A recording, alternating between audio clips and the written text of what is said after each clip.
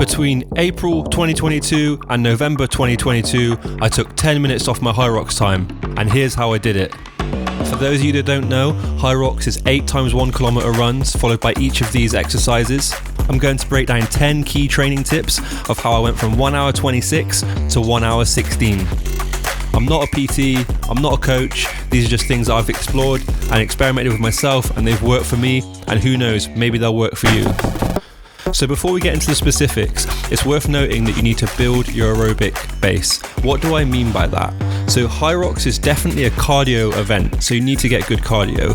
And the easiest way, although it takes a long time to do this, is through Zone 2 cardio. So if you train by Garmin or MyZone, that's your blue to green zone. What does a Zone 2 cardio session look like? It can be anywhere from a 30-minute run up to a 1-hour run, or you can substitute it for a bike ride. The key thing here is managing your effort and intensity levels. If you're getting out of breath, you're probably going a bit too hard. So you just back off a little bit.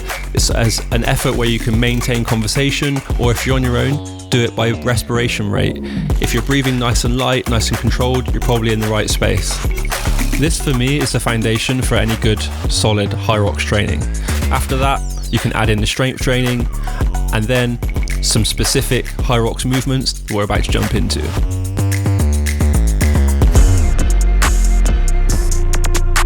First up is ski erg. In Hyrox 1, I skied a time of 4 minutes and 54 seconds. In Hyrox 2, I skied a time of 4 minutes and 20 seconds. And this was 4 minutes of rowing, 20 seconds of transition. Time difference of 34 seconds between the two Hyroxes. I did this by increasing my top speed on the ski erg and practicing my technique. So I did intervals like 5 times 200 meters with 30 seconds rest. Basically, I take the duration of the rep that I'm focusing on and break that down into smaller intervals, and then do those intervals at a higher intensity than you plan to do on race day. So then when you come to do it on race day, you're conditioned to a higher intensity and it feels more comfortable, more manageable. Number 2, the Sled Bush.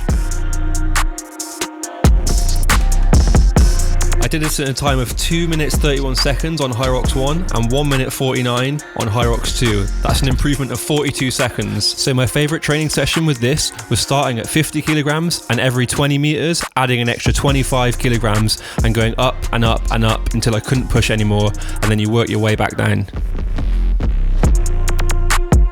Number 3 is Sled Pool.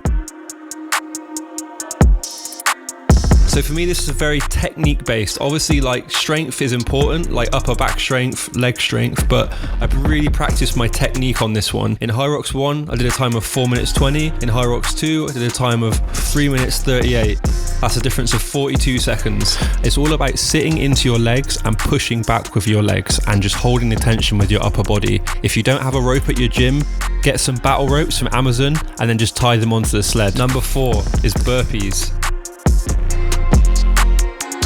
So in Hyrox 1, I did a time of 5 minutes 31. In Hyrox 2, I did a time of 5:02. So that's a difference of 29 seconds. So with the burpees, rather than trying to increase my speed at them, I actually practiced increasing my efficiency. And that was, I had to basically find a technique that worked well for me. And I actually found that doing the step through technique at a moderate effort enabled me to keep a consistent pace versus trying to do a jump through and then having to rest loads. So for me, consistent, steady effort actually wins over short, intense bursts that are unsustainable. Number 5 is the row.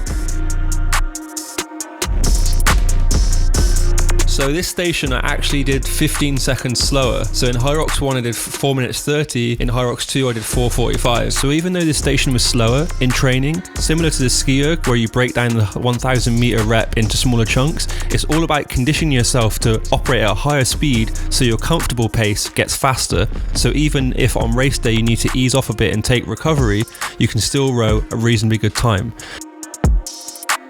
Next up is farmer's carry. station 6.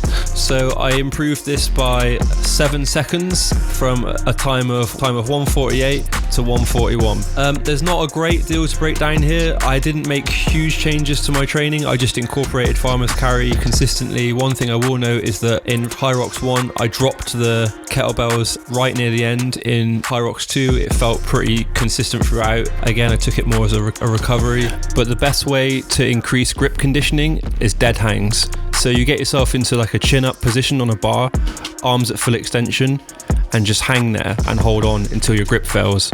And you can do 3 sets of 30 seconds, 5 sets of 30 seconds, try and increase that length of time that you hold onto the bar hanging and decrease the amount of time that you take between resting. That by far is the easiest way to improve grip strength. Right, into lunges. Station 7. So in Hyrox 1, I did a time of 5 minutes 8 seconds, and in Hyrox 2, I dropped all the way down to 3 minutes 36. My maths is right, that's a difference of 1 minute 32. Quite a big difference. So I actually trained lunges quite a lot. The main ways I approached training lunges were increasing weight, increasing volume, and increasing conditioning. So with increasing weight, it's just pretty obvious. You just train at a higher than competition weight. I'd aim for at least double. Increasing volume, so you want to go further than competition distance. So this can be at competition weight, but just try and go further than 100 meters. Another big one is conditioning. So you can do 10 sets of lunges followed by 400 meters on the treadmill and repeat that. Aim for 10 reps. If you find it too easy, increase the incline on the treadmill to really get the quads burning. Another big one, this is station number 8, Warballs.